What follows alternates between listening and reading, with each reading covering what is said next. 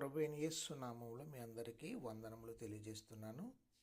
లేఖనాన్ని మనం చూస్తే, ప్రభు నామమును బట్టి ప్రార్థన చేయవాడు వాడెవడో వాడు రక్షింపబడును. పాత నిబంధన ప్రవక్తల్లో ఒకరైన యోవేలు పౌలు ఇక్కడ ఉదాహరిస్తున్నాడు.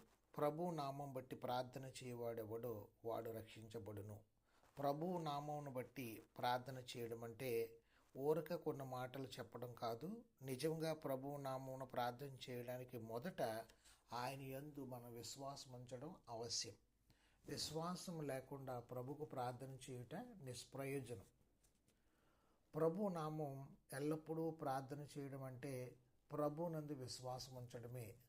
అందుకొరకే ఆయన నామమును ప్రార్థించేవాడెవరో వాడు రక్షించబడునని లేఖనం సెలవిస్తుంది. దేవుడు మిమ్మల్ని మీ కుటుంబాలను రక్షణ మారుమనసు అనుభవాల్లోనికి నడిపించును గాక. ఆమేన్.